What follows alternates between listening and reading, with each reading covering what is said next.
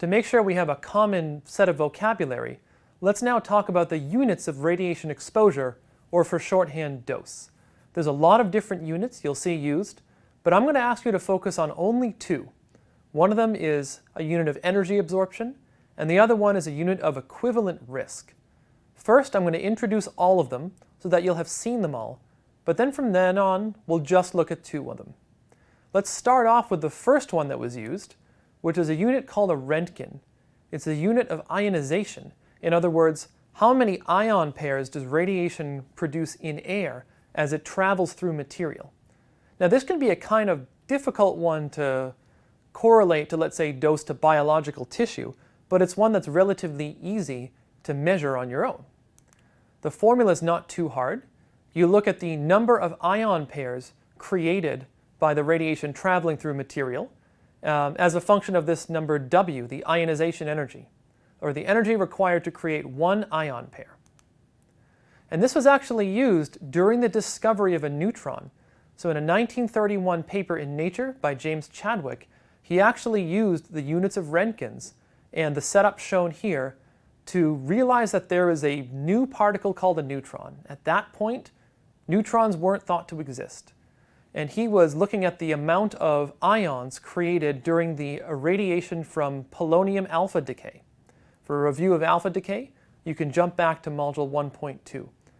What he noticed is that there were too many ion pairs created to be explained by what was thought to be the reason, a very highly energetic gamma ray.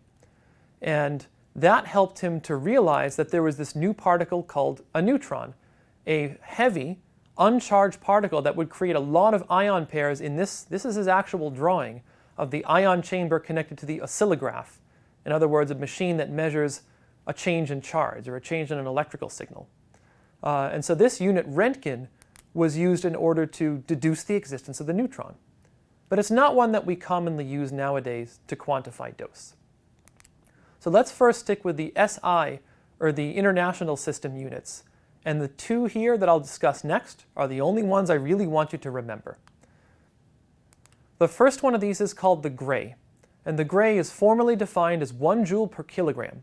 What that means is that if you get 1 gray of radiation, then each kilogram of your body absorbs 1 joule of ionizing radiation.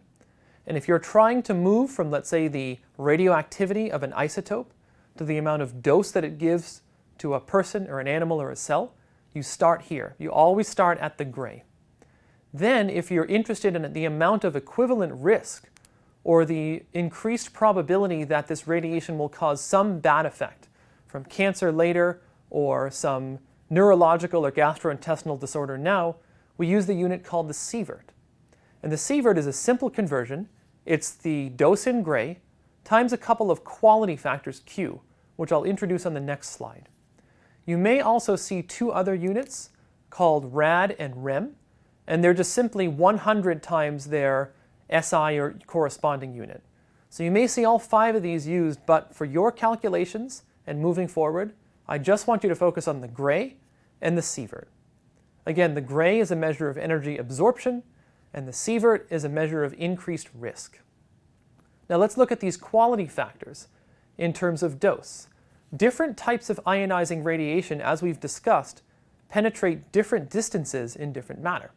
For example, things that are relatively uncharged, like neutrinos or gammas, fly right through different materials without much interaction, and they'll have a rather low quality factor. Heavy charged particles like alphas or protons will interact much more strongly with matter, meaning that they cause a lot more damage in a very localized region. And it's harder for the body to deal with that damage when it's all concentrated together versus when it's all spread out. So because of this, more penetrating radiation actually has a lower quality factor. It means that it's not as damaging per unit of energy. So there's a question we like to ask our students. It's a little sadistic, but it illustrates the point. Let's say you're given 4 cookies, and each cookie has the same amount of a different isotope emitting the same amount of radioactivity, but different types of particles. One of them emits alpha particles, which are heavy charged helium nuclei. One of them emits betas, which are light charged electrons. One of them emits gammas, which are uncharged massless photons. and one of them emits neutrons, which are heavy uncharged particles that do a lot of damage, but they're fairly penetrating. You have to eat one. You have to put one in your pocket. You have to hold one out in your hand at arm's length, and you have to give one to a friend that you don't care too much about. What do? Think about that for a second. So if you subscribe to the Western set of morals, where your friend is, let's say, someone you'd rather get injured than yourself, you want to give your friend the neutron cookie. That's going to be the most damaging because it does tons of damage all over the body, but because the particles are heavy, they do that damage in localized bursts. Whereas you would want to eat the gamma cookie, because if you eat a cookie emitting gamma rays, most of those gammas just leave you. They're emitted from the cookie and they end up interacting with matter somewhere else. You'd want to put the beta in your pocket because the pocket would stop those beta particles, and you could hold the alpha in your hand because the dead skin on your hand is enough to stop those alpha particles. You would definitely not want to eat the alpha particle because if the alpha particles get inside your body and they have a very high quality factor, they can do a whole lot of damage. And this is one of the reasons that smoking is actually so damaging. In addition to the chemical damage you do to your lungs, you're taking an alpha particle emitter, putting it inside your lungs and incorporating it into your body. And that high dose quality factor radiation of alpha particles does a whole lot more damage than other types would.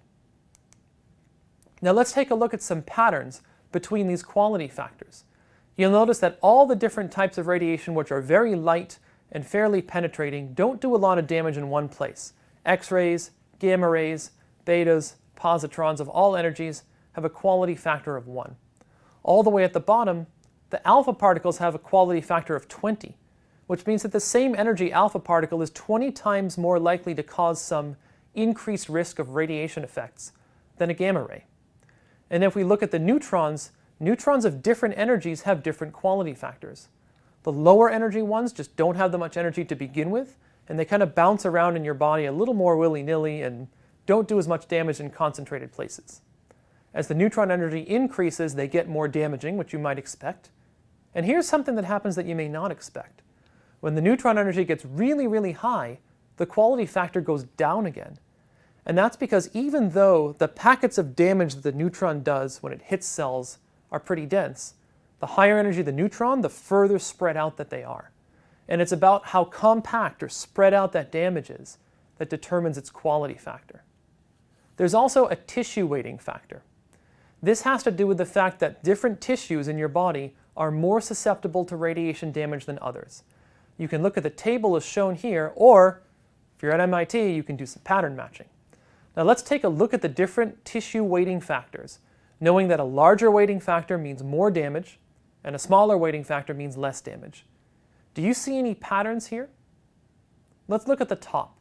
You see things like gonads, bone marrow, colon, lung. These are tissues which are always going to have rapidly dividing cells.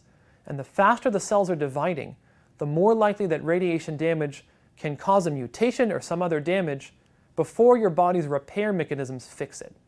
Whereas for things like the regular bone tissue or skin or thyroid, these tissues are not dividing very quickly.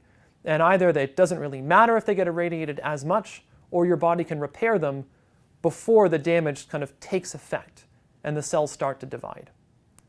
And these two quality factors are used together to convert from gray to sieverts. So you can take the dose from irradiation in gray, multiply by some tissue weighting factor, and you'll get the effective dose to that piece of tissue.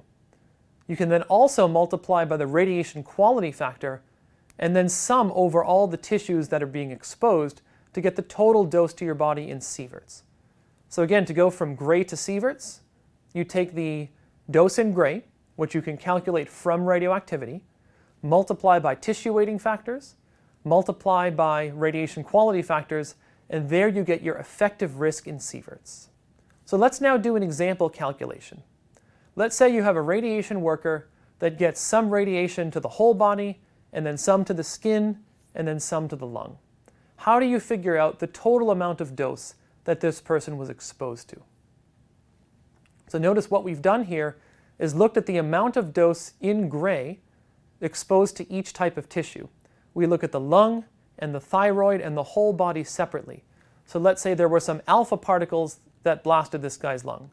We have to take the dose in gray times the alpha quality factor of 1 times the tissue weighting factor for the lung, and then add the same 3 things for the thyroid, and then add the same 3 things for gamma rays in the whole body, and you end up getting the total amount of equivalent risk as 42 millisieverts.